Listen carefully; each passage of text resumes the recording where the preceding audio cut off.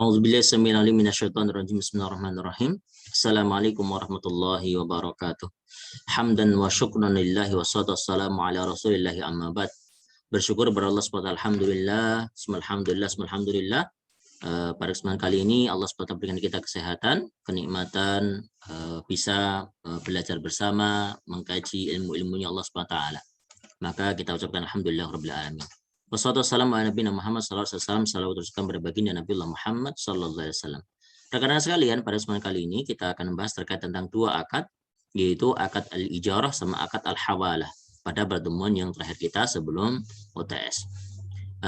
Apa saja yang akan kita pelajari? Kita lihat satu persatu.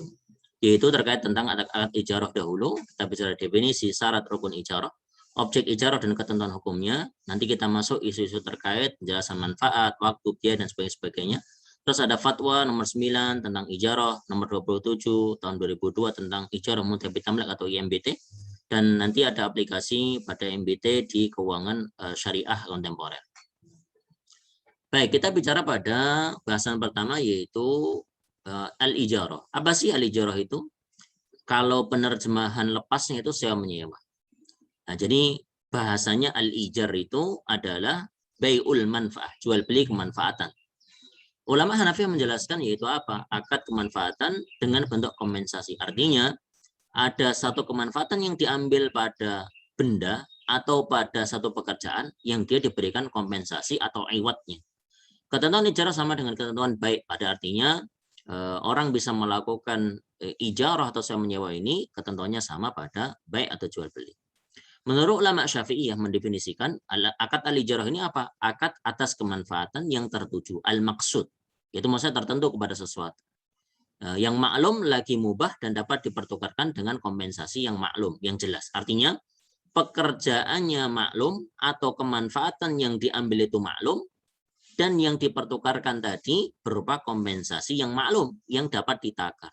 Artinya upahnya jelas, kemanfaatan yang diambil pun jelas. Dan sifatnya adalah hal yang mubah, artinya yang halal, tidak bertentangan dengan syariah. Sedangkan Malikiyah dan Hanabilah menyatakan, yaitu apa? Pemindahan kepemilikan atas manfaat sesuatu yang mubah, dengan durasi waktu yang ditentukan, dan kompensasi yang sesuai. Artinya, lebih diikat lagi, kemanfaatan yang diambil dia mubah, dia halal. Terus ada namanya pengikatan pada durasi waktu. Berapa hari, berapa pekan, berapa tahun, dalam bentuk ketentuan-ketentuan tertentu dengan kompensasi yang dikatakan jelas atau sesuai dari apa yang dikerjakan atau dari apa yang diambil kemanfaatannya. Maka kalau kita gambarkan secara mudah, ijarah pada ini adalah menjual manfaat dari barang. Jadi pada intinya ada barang tertentu yang diambil kemanfaatannya. Terus maka tidak diperbolehkan ijarah pohon atau anggur untuk menggunakan buahnya, enggak. Atau ijarah kambing untuk diambil susunya, ya enggak. Hal ini dilarang karena buah dan susu merupakan bentuk fisik yang dapat dijual belikan. Jadi enggak boleh. Ini pada konsep yang sederhana. Maka tentunya ijarah juga pada pekerjaan bisa berlaku. Maka kalau melihat dari definisi di atas, itu dalam ijarah itu minimal ada 4 poin yang bisa kita elaborasikan. Pertama adalah kemanfaatan barang. Artinya dia atau bentuk ijarah sewa menyewa ini ada kemanfaatan yang bisa diambil. Yang tentunya ya jelas konsekuensi pada yang nomor 4 ini adalah hal yaitu yang mubah dan halal. Jadi artinya tidak bertentangan dengan syariat. Terus ada durasi waktu yang jelas ditentukan, berapa dan sebagainya. Kalau kita bicara kemanfaatan barang atau pada kompensasi untuk pekerjaan. Terus di sini ada kompensasi yang sepadan atau upah, artinya ada ujrah yang berlaku. Berapa kompensasi, berapa biaya sewanya, berapa upah untuk pekerjaan seperti ini. Misalkan dia menanam padi, pekerjaan dia membersihkan ABCD dan sebagainya, misalkan, atau nambal ban atau yang lain-lainnya. Maka ini bentuk profesionalitas yang bisa diberikan namanya upah. Legalitas yang ijarah itu apa sih? Ini ada beberapa ayat disebutkan ya. At-Tolak ayat 6. A'udzubillahi samil alim minasyaitonir rajim. Fa in arda'na lakum fa'atuhunna ujurahunna.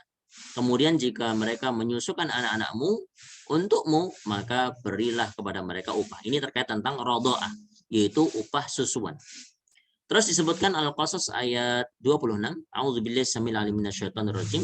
Qalat ihdahuma ya abad istajir inna khaira man istajartal qawiyul amin. Di sini jelas sekali ya. Ini kan kisahnya Nabiullah Musa yang berjumpa kepada dua putri Nabiullah Syuaib yang posisinya nimba untuk air kan gitu. Maka dibilangi ketika sampai salah satu kedua wanita itu yaitu putri Nabiullah Syuaib, maka apa? Ya abati istajirhu. Ya bapakku, hei bapak, ambillah ia yaitu Nabi Musa sebagai orang yang bekerja pada kita. Kenapa?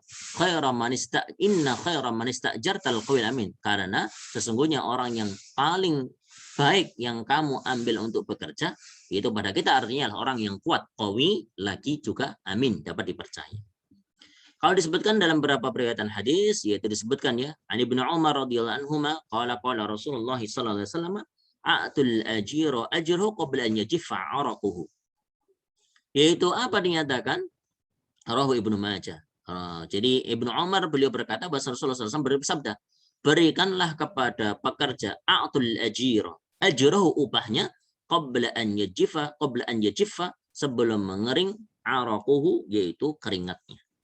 Dan beratan yang lain juga disebutkan beratan Imam Al-Bukhari an Abi Hurairah radhiyallahu anhu anin Nabi sallallahu alaihi wasallam qala Allahu salasatun ana khasmuhu yaumil qiyamah rajulun a'ta bi thumma ghadara wa rajulun ba'a hurran fa akala thamanuhu wa rajulun istajara ajiran fastawfa minhu wa lam yu'ti ajrahu. Maka Rasulullah SAW bersabda, Allah SWT berfirman, ada 3 jenis orang aku menjadi musuh mereka. Salah satu anak khasmuhum. Yaumul qiyamah nanti di hari kiamat. Siapa itu?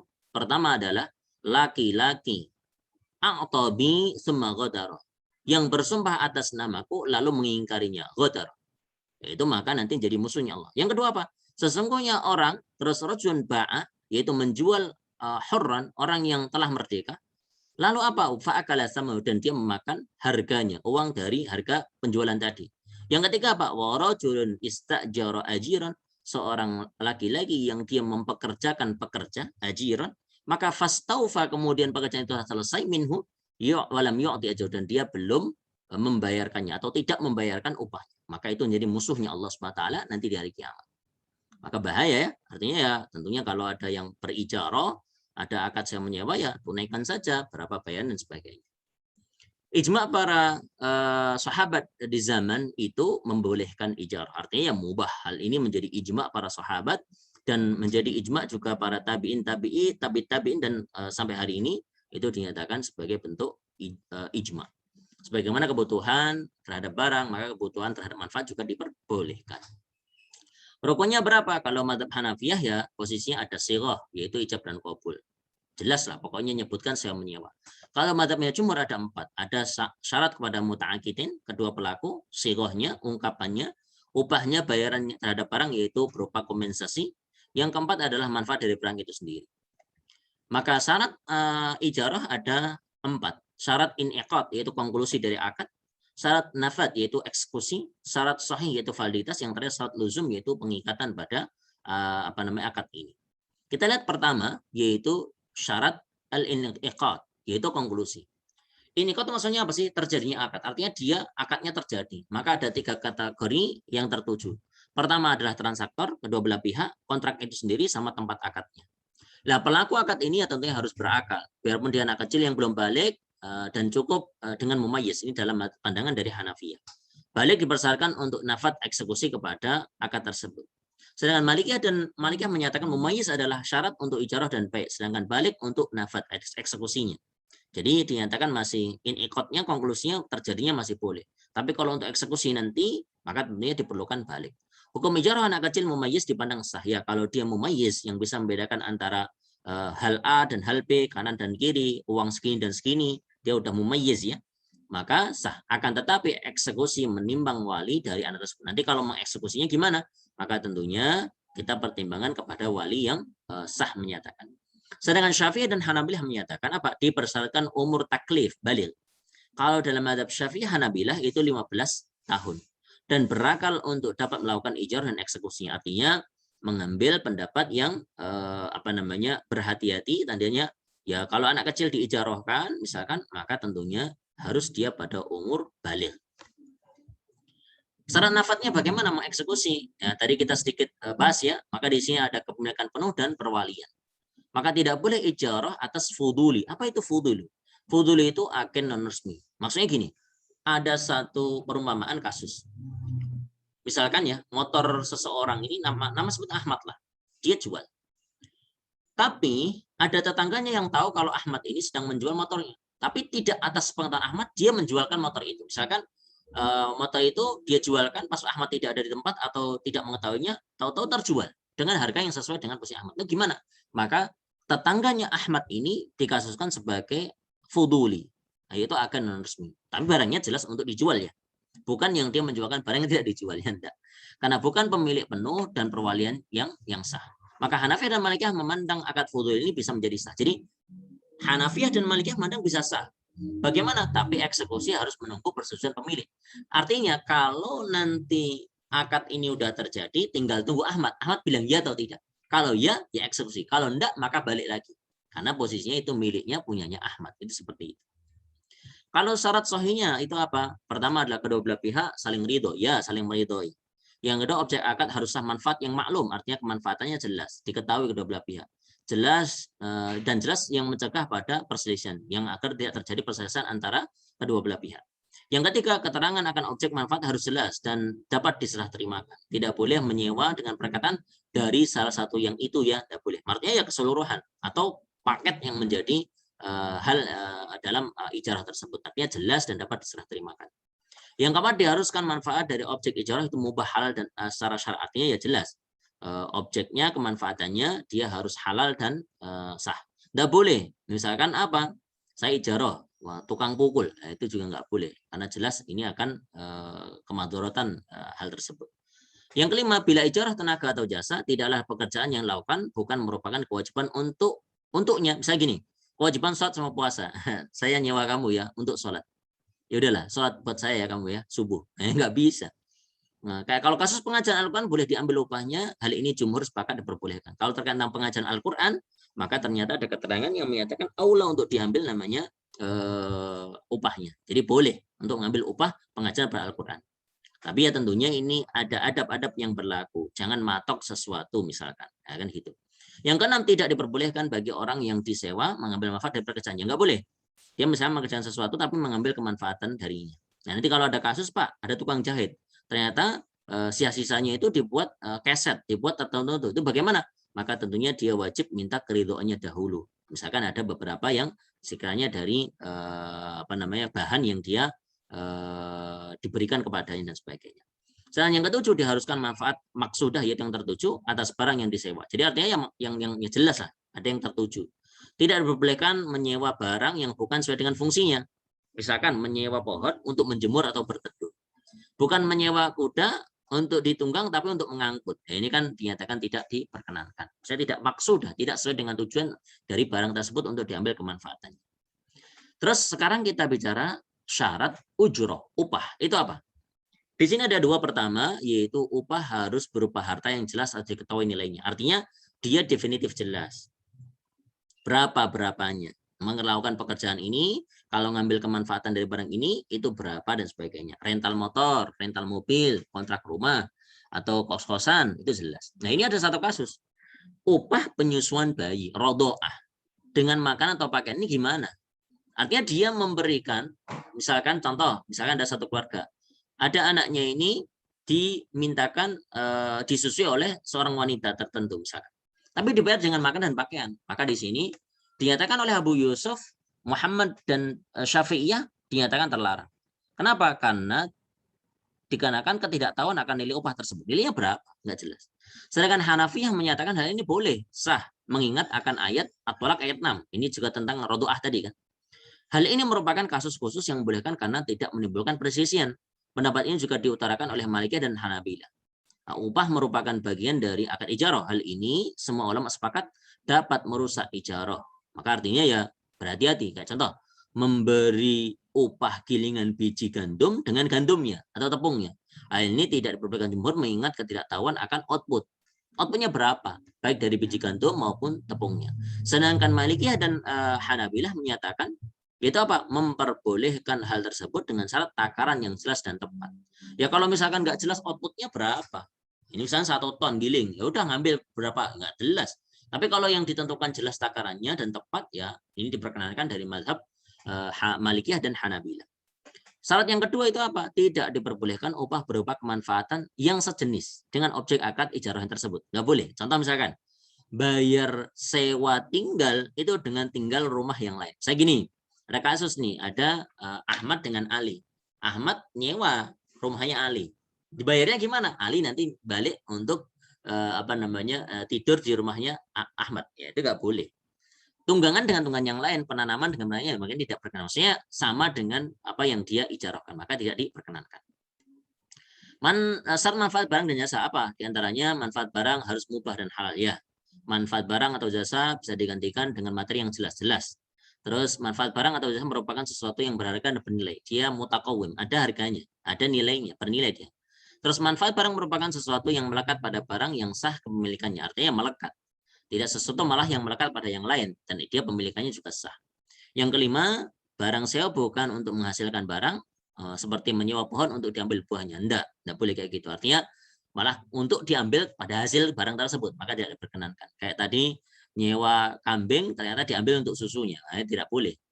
Yang keenam, manfaat dapat diserah terimakan. Ya, terus yang ketujuh, manfaat harus jelas dan dapat diketahui oleh kedua belah pihak. Syarat luzumnya apa pengikatan ini? Pertama, barang yang disewakan harus bebas dari kerusakan atau cacat yang dapat menghilangkan fungsinya, malfunction. Jadi dia bisa mengikat ketika tidak ada kerusakan. Dia artinya dinyatakan sahih, baik barangnya dan sebagainya. Diperbolehkan seseorang saat berijarah ingin melakukan atau tidak ketika barang yang disewa dalam keadaan tidak baik atau rusak. Boleh, tapi nanti atas persetujuan orang yang menyewa ini. Seperti menyewa tunggangan dan ternyata sakit atau suatu fasilitas gedung, akan tetapi mengalami kerusakan, maka diperbolehkan khiyar sebagaimana dalam baik. Apakah dia mau lanjut atau tidak? Karena ternyata terjadi cacat atau sebagainya pada alat yang dia sewakan atau pada barang yang dia ijarahkan.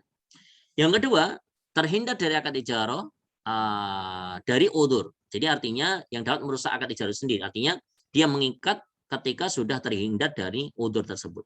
Udur ini dapat berupa pada orang atau kedua belah pihak pada akad ijarah. Jadi kalau pada orangnya, misalkan ada udur, dia sakit, atau dia meninggal, atau dia stres, salah satunya, maka ya tidak mengikat lagi. Udur dalam fase akad ijarah diantaranya apa? Nah, ini kan kita lihat ya. Jadi menurut Hanafi ijarah dapat rusak dengan adanya udur. Apabila terdapat udur dan masih dilanjutkan ijarah, maka ini akan tidak mengikat kedua belah pihak tersebut. Apa di antara udur-udurnya itu? Pertama, udur dari pihak penyewa. Misal tadi pailit, kebangkrutan, berpindah pekerjaan dari pegawai menjadi petani, atau bepergian ke tempat atau daerah tertentu atau yang lain. Maka ada udur penyewa. Terus yang kedua, udur dari pihak pemberi sewa. Misalkan apa? Semisal tertimpa hutang yang melebihi sehingga tidak ditemukan lagi jalan keluar, kecuali dengan menjual barangnya tadi, sebagian atau seluruh barang yang disewakan. Bepergian tidaklah termasuk menjadi udur bagi yang disewa, yaitu memberi sewa. Maksudnya karena tidak ada dengan mengubah manfaat dari barang yang disewakan, ya nggak ada konsekuensinya kan gitu. Terus yang ketiga, udur muncul dari barang yang disewakan. Semisal seorang laki-laki menyewakan tempat pemandian dengan satu desa untuk mandi, mencuci pada waktu tertentu, kemudian masyarakat atau pelanggan pergi semua dari desa, maka penyewa tidak diwajibkan untuk membayar kepada pemberi sewa karena menjadi fasilitas umum. Artinya ya ini bukan menjadi fasilitas dia, ternyata punya fasilitas umum. Ya, maksudnya udurnya ya bukan milik dia ternyata kan. Nah, itu nggak boleh. Contoh yang lain, menyewakan mobil dan terjadi kerusakan pada mesin mobil. Ya artinya ada barang muncul satu masalah dari apa yang dia sewakan. Karakteristik yang status legalnya bagaimana? Hanafi yang menyatakan bahwa ijarah adalah binding atau lazim, mengikat dia. Keduanya mengikat kecuali ada udzur yang diperbolehkan. Demikian pula jumhur berpendapat bahwa ijarah adalah binding atau lazim, mengikat dia. Setelah terjadi kesepakatan dalam akad, boleh fasakh dengan udzur yang diperbolehkan. Ada di sini bentuk ijarah sahih sama ijarah fasidah. Ijarah sahih itu seperti apa? Yaitu tetapnya kepemilikan dalam manfaat oleh penyewa dan tetapnya kepemilikan dalam upah yang sesuai pada pihak orang yang disewa. Karena akad muawadat yaitu seperti jual beli manfaat. Artinya ini sahih ya sesuai dengan ketentuan rukun, syarat yang berlaku, ada kompensasi dan sebagainya. Kalau yang fasidah gimana contohnya? Itu ketika penyewa telah mendapatkan kemanfaatan, maka diwajibkan upah semisal. Misalkan, contohnya sekiranya tidak melebihi upah tersebut, maka artinya ada namanya ujroh misli, yaitu upah semisal, dan gitu. Dalam akad ketika rusak disebabkan tidak lengkapnya syarat. Zufar dan Syafi'iyah wajib membayarkan upah semisal sebagaimana apa yang diterima atau upah. Misalnya gini, misalnya kita sudah meminta seseorang untuk mengecatkan rumah kita, misalkan. Tapi ternyata di tengah-tengah udah nggak jadi deh gitu. Maka artinya kan ijarah fasidah. Di tengah-tengah sudah dicatkan setengah tapi nggak jadi. Akhirnya apa? Orang ini diberhentikan, maka dia wajib untuk mendapatkan upah semisal karena sudah mempekerjakan. Jadi artinya penyewa telah mendapatkan manfaatannya kan. Jadi artinya maka dia tetap untuk membayarkan upahnya, biarpun tidak full, tapi ya semisal, upah semisal, kompensasi yang semisal itu gitu. Macam-macam akad ijarah, ada akad ijarah pada pekerjaan, ada kepada kemanfaatan. Kalau pekerjaan ini ada bentuk dari khos, ada bentuk dari mustarak. Khos itu ya artinya yang khusus per individu. Kalau mustarak itu bersama-sama. Kalau kemanfaatan ya pada barang tertentu, misalkan ada motor, ada mobil, ada rumah, atau ada tunggangan yang lain dan sebagainya. Ini kemanfaatan. Berakhirnya akad ijarah apa? Menurut Hanafiyah itu ada beberapa hal yang menjadikan akad ini berakhir. Pertama, meninggalnya muta'akidin, ya. Sedangkan jumhur pendapat tidak berakhir akad ijarah ketika salah satu meninggal sebagaimana dalam bait.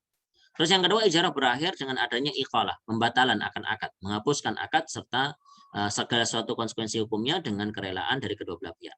Karena ijarah adalah mu'awwadat atau exchange harta dengan harta. Jadi artinya kalau ada iqalah, ada salah satu pihak yang menyatakan menghapuskan, melepas diri, maka artinya yaitu dinyatakan ya berakhir. Yang ketiga, berakhir dengan rusaknya barang yang disewakan. Ya, barangnya rusak ternyata. Terus yang terakhir, berakhirnya waktu sewa, maka sewa pun juga berakhir. Ini ada fatwa DSN MUI nomor 9 tentang ijarah secara umum. Maka disebutkan ya rukun dan syaratnya, dan sebagainya tadi sudah dijelaskan, teman-teman untuk bisa membacakan hal ini masing-masing. Terus ketentuan objeknya dalam pada ijarah ini ya, objek ijarah adalah manfaat dari penggunaan barang, terus manfaat barang jelas dan sebagainya, tidak diharamkan, sesuai dengan syariah, manfaatnya tersebut. Terus manfaat harus dikenali secara spesifik, ya, untuk menghilangkan jahalah kalau ketidaktahuan akan mengakibatkan sengketa dan sebagainya. Spesifikasi manfaat harus dinyatakan dengan jelas dan sewaktunya. Terus sewa upah adalah sesuatu yang dijanjikan dan dibayar nasabah kepada LKS sebagai syariah sebagai membayar manfaat dan sebagainya. Terus pembayaran sewa atau upah boleh bentuk jasa manfaat lain dengan jenis yang sama dengan objek objek kontraknya. Terus flexibility dalam menentukan sewa atau upah dapat diwujudkan dalam ukuran waktu, tempat dan jarak. Ini yang ada dalam fatwa nomor 9. Nah, terus ada LKS juga, pembiayaan ijarah juga ada sama, itu LKS sebagai memberi manfaat atau jasa menyediakan barang yang disewakan yang akan diberikan. Terus menanggung biaya pemeliharaan barang, terus menjamin bila terjadi cacat pada barang yang disewakan.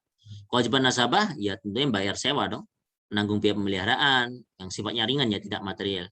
Terus yang terakhir, jika barang yang disewakan rusak bukan karena pelanggan dari penggunaannya yang diperbolehkan, juga bukan karena kelalaian pihak penerima manfaat dalam mengerjakan, ia tidak bertanggung jawab atas kerusakan tersebut. Artinya memang kerusakan secara by nature. Kalau posisi untuk ijarah muntabi tamlik IMBT itu pada tahun 2002 nomor 27. Nah, ini pada fatwanya disebutkan ya, pada IMBT ini disebutkan rukun dan syaratnya sesuai dengan nomor 9 fatwanya. Berlaku pada ijarah muntabi tamlik. Terus perjanjian untuk melakukan akad ijarah muntabi tamlik ini harus disepakati ketika akad ijarah ditangani. Ya, terus hak dan kewajiban setiap pihak harus dijelaskan dalam akad tersebut. Nah, ketentuan-ketentuannya diantaranya Pak, pihak yang melakukan ijarah IMBT yaitu harus melaksanakan akad ijarah terlebih dahulu. Akad pemindahan kepemilikan baik dengan jual beli atau pemberian. Artinya selesaikan dahulu ijarahnya. Kalau ijarah sudah selesai, maka dia boleh berganti kepada akad yang kedua namanya jual beli baik atau pada hibah.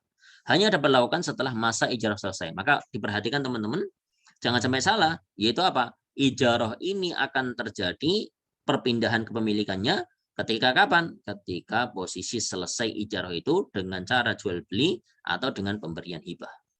Maka janji pemindahan kepemilikan yang disepakati di awal, maka wa'ad ini yang hukumnya tidak mengikat.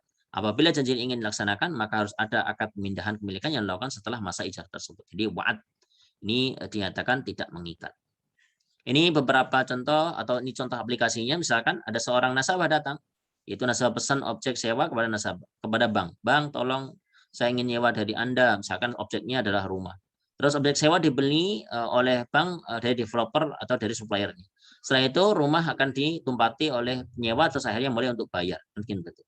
Simpelnya seperti ini. Jadi akad sewa telah selesai. Kalau sudah selesai ini misalnya berapa tahun dia membayarkan sewanya, Maka kalau sudah selesai sesuai dengan perjanjian, ada wa'ad janji yang selanjutnya bisa menjadi hibah atau jual beli. Jadi artinya kepemindahan pemilikannya itu ketika setelah selesai namanya akad ijarah tersebut. Selanjutnya akad hawalah. Ini poin-poin yang akan kita bahas, pengertiannya, legalitasnya, rukun syaratnya, jenis hawalahnya, pilihan hawalah, dan ada fatwa DSN tentang hawalah ini. Oke. Apa sih pengertian hawalah atau hiwalah? Itu makna dari hawala yuhawilu muhawalatan hawalah. Artinya apa? Perpindahan atau perubahan. Dipindahkan. Dalam hal ini terjadi perpindahan tanggungan atau hak dari satu orang kepada orang lain. Maka dinyatakan itu apa? Tahwiluddin min dhimmatil asil ila dhimmatil muhtal alaihi ala sabilit tawassuq bihi. Maksudnya apa? Yaitu hawal adalah pemindahan atau pengalihan penagihan hutang dari orang yang berhutang kepada orang yang menanggung hutang tersebut dengan saling percaya. At-tawassuq bihi. Hanafiyah memberikan arti yaitu apa? Permintaan pemindahan dari orang yang berhutang kepada orang yang menanggung hutang lainnya. Terus Syafi'iyah, Malikiyah, dan Hanabilah menyatakan akad yang berimplikasi pada pemindahan utang dari tanggungan pihak tertentu kepada pihak yang lain. Coba kita lihat posisi aplikasinya teman-teman sekalian. Oke, misalkan ada Bapak A minjamkan sejumlah uang kepada Bapak B, dan Bapak B sebelumnya telah minjamkan sejumlah uang kepada Bapak C. Akan memudahkan kita untuk menyelesaikan permasalahan ini, kita asumsikan bahwanya C dengan B, bahwa C dan B itu sama jumlahnya hutang dari B ke A. Maka alurnya Bapak A, dia berhutang kepada Bapak B dengan nilai anggap saya 1 juta. Jadi artinya Bapak B ini, mohon maaf, berhutang kepada Bapak A. Jadi Bapak A yang minjamkan kepada B. Karena Bapak B itu sudah pernah minjamkan uangnya, punya piutang pada Bapak C. Maka 1 juta juga sama. Maka akhirnya penagihannya itu gimana? Diberikan kepada Bapak C. Artinya Bapak A boleh nagih kepada C dan Bapak C boleh membayarkan kepada Bapak A. Dan gitu. Maka 1 juta. Maka ketika A menagih hutang pada Bapak B, ia mengatakan bahwasanya kepada A yaitu memiliki piutang kepada C. Karena itu B membolehkan atau memberitahukan kepada A dan ia dapat menagihnya kepada C dengan catatan ketika orang ini menyepakati perjanjian hawalah terlebih dahulu. Artinya Bapak B juga harus ngasih tahu kepada Bapak C. Bapak C nanti akan ditagih sama Bapak A ya. Jadi bayarkan utangnya jangan kepada saya, kepada Bapak A saja ya. Karena sama saya posisi hutang dengan Bapak A. Ya gitu. Legalitas hawalah ya jelas. Ini ada satu periwayatan hadis. An-Nabi Hurairah radhiyallahu anhu anna Rasulullah sallallahu alaihi wasallam qala matlul ghani dzulmun wa idza utbi'a ahadukum ala mali'in falyatba'. Rawahu Bukhari. Menunda-nunda pembayaran hutang dari orang yang mampu atau ghani, orang yang kaya yang mau membayar adalah bentuk zulmun, kezaliman. Wa idza utbi'a ahadukum, dan apabila salah satu dari kamu dipindahkan penagihannya ahadukum ala mali'in, maka apa? Falyatba', kepada orang lain yang mampu, maka hendaknya ia menerimanya. Lah kasus di sini, ya kan ini kandungannya semangatnya atau apa sih di sini? Maka ada perintah yang wajib diterima oleh orang yang dipindahkan penagihannya pada orang lain. Karena menurut Imam Ahmad, Abu Dawud Ad-Dhahiri, orang yang dipindahkan hak penagihnya wajib menerima akad hawalah. Tapi hanya saja jumhur menyatakan tidak mewajibkan hal ini dan mentakwilkan kata perintah dalam hadis ini, kalimat falyatba' itu mempunyai kedudukan hukum sunnah dan tidak hanya dianjurkan saja, bukan sebagai kewajiban yang harus diikuti. Maka ijma ulama menyatakan bolehnya hawalah, jelas. Jadi hawalah itu memang diperkenankan. Rukunnya apa? Kalau dari mazhab Hanafi, sebagaimana kita bahas sebelumnya, ya ijab sama qabulnya jelas kan.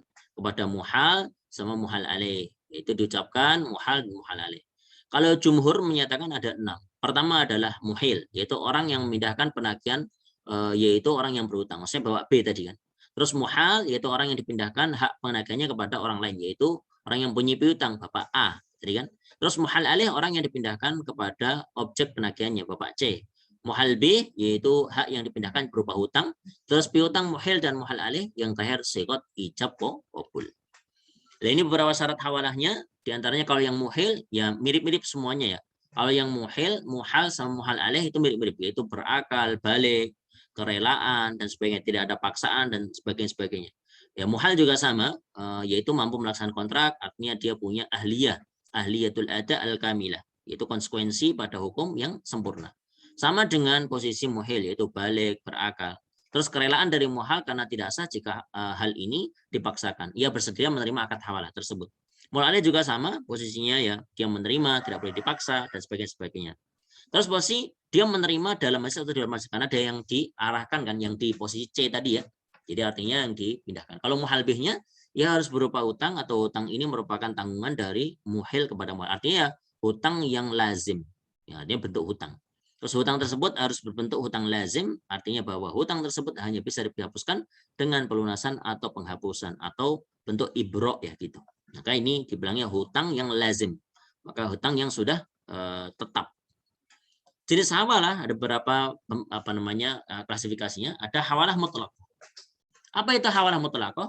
Ia terjadi jika orang berhutang, orang pertama kepada orang lain yaitu kedua, mengalihkan hak penagihnya kepada pihak ketiga tanpa didasari pihak ketiga itu berhutang kepada pihak pertama. Maka artinya posisinya kan pihak yang C itu ternyata tidak punya hutang kepada pihak B. Maka jika A berhutang kepada B dan A mengalihkan dengan pendapat pihak C, sementara C tidak punya hubungan hutang pada pihak B, maka hawalah tersebut dibilang mutlaqah. Nah ini terjadi hanya dalam mazhab Hanafi dan Syiah. Sedangkan jumhur menyatakan apa? Mengklasifikasikan ini menjadi akad kafalah. Nanti setelah ini insya Allah kita akan bahas juga kafalah. Hawalah muqayyadah yang kedua, yaitu terjadi jika muhil mengalihkan hak pengenaikan muhal kepada muhal alaih, karena yang terikat punya hutang kepada muhal. Artinya ada keterikatan tadi, namanya muqayyadah. Kalau hawalah hak itu apa? Pemindahan piutang dari satu piutang kepada piutang yang lain dalam bentuk uang, bukan dalam bentuk barang. Ini bentuk hak ya. Dalam hal ini yang bertindak sebagai muhil adalah pemberi utang dan ia mengalihkan haknya kepada pemberi utang yang lain. Sedangkan orang yang berutang tidak berubah atau berganti. Yang berganti adalah piutang. Itu terjadi jika piutang A mempunyai hutang kepada piutang B. Sedangkan yang terakhir hawalah den, itu hutang. Itu apa? Pemindahan hutang pada orang lain yang punya hutang padanya. Intinya samalah. Awal hak ini sebagaimana yang telah diterangkan di depan. Kedudukan status hawalah ada yang pertama yaitu apa? Hawalah yang telah disetujui oleh semua pihak, maka tanggungan muhil menjadi gugur dan ia kini bebas dari penagihan utang. Demikian menurut jumhur ulama. Yang kedua dengan ditandatanganinya atau ditengarainya dengan akad hawalah, maka hak penagihan muhal telah dipindahkan kepada muhal alaih. Yaitu posisi yang harusnya ditagihnya kepada Bapak B, maka pindah kepada Bapak C. Dengan demikian ia memiliki wilayah penagihan kepadanya. Artinya Bapak A tadi bisa menagih kepada Bapak C. Berakhirnya hawalah bagaimana? Pertama adalah karena dibatalkan atau fasakh. Ya, ada yang membatalkan. Yang kedua hilangnya hak muhal alaih karena meninggal dunia atau bangkrut atau mengingkari adanya akad hawalah sementara muhal tidak dapat menghadirkan bukti atau sanksi. Ya. Terus jika muhal alaih telah melaksanakan kewajibannya kepada muhal, ya kalau sudah dibayarkan sudah selesai kan gitu. Meninggalnya muhal sementara muhal alaih mewarisi hak hawalah karena pewarisan merupakan salah satu sebab kepemilikan. Jika akad ini hawalah muqayyadah, maka berakhirnya sudah akad hawalah ini menurut mazhab Hanafi. Jika muhal menghibahkan harta hawalahnya kepada muhal alaih, ya dihibahkan kan. Jika muhal menyedekahkan harta hawalah kepada muhal alaih, ya kalau dihibahkan atau disedekahkan. Terus yang posisi ketujuh, jika muhal menghapus bukukan, artinya ya udahlah diibrokkan hutangnya kepada muhal alaih, maka tidak ada lagi hawal. Fatwanya ada di nomor 12 tahun 2000. Ini juga mirip-mirip sama, teman-teman nanti bisa baca dan sebagainya. Artinya di sini ada nomor 3 tuh dituangkan satu tulis atau korespondensi atau menggunakan cara komunikasi modern. Artinya ya penunjukannya jelas. Hawalah lakukan harus menggunakan persetujuan muhil, muhal muhtal atau muhal alaih juga sama ya sebagainya. Dinyatakan dengan jelas dan sebagainya. Oke. Ini ada hawalah bil ujroh. Ini ada fatwa dasar nomor 58. Pakai hawalah tapi ujroh gimana? Nah ini disebutkan. Di sini dibilangnya di sini ya hawalah mutlaqah yaitu pada yang disebutkan kita di depan tadi ya. Terus makanya bil ujrah artinya apa? Hawalah yang pengenaan pada ujrah pada fi. Nah, kata-katanya gimana? Ya hawalah bil ujrah hanya berlaku pada hawalah mutlaqah. Maka mutlaqah saja, bukan yang muqayyadah. Artinya posisi tadi kalau A, B sama C. Jadi yang C itu tidak punya piutang kepada B. Maka ini yang boleh untuk dapat namanya fi ujrah. Dalam hal mutlaqah, muhal alaih boleh menerima ujrah tapi atas kesediaan dan komitmennya untuk membayarkan utang muhil. Maka boleh. Besarannya fee tersebut harus ditetapkan pada saat isi kontrak. Tetap dan pasti sesuai dengan kesepakatan pada pihak. Pernyataan ijab kabul harus dinyatakan pada pihak-pihak ya menyetujui akan akad ini. Akan dituangkan secara tulis melalui korespondensi atau cara modern yang lainnya. Hal harus dilakukan atas dasar kerelaan dari semua pihak. Kedudukannya dinyatakan jelas, kewajibannya, transaksi hawalah yang telah dilakukan, hak penagihan muhal berpindah kepada muhal alaih. LKS yang melakukan akad hawalah bil ujrah boleh memberikan sebagian fee hawalah kepada sahibul mal. Boleh juga. Tapi besarannya, lagi-lagi, bukan atas dasar besaran utangnya, tapi benar-benar menjadi ujrah yang nampak dari kos dari pelunasan utang tersebut. Kalau seperti itu, wallahu a'lam bishawab, teman-teman. Nanti kita akan lebih perdalam lagi pada sesi kelas kita dan kita lebih banyak bertanya jawab. Saya kira cukup. Aku qouli hadza, subhanakallah bihamdika, asyhadu an la ilaha illa anta, nastaghfiruka wa atubu ilaik. Semoga diberikan kemudahan dalam memahami dan diberikan kesehatan untuk semuanya. Qul qouli hadza, assalamualaikum warahmatullahi wabarakatuh.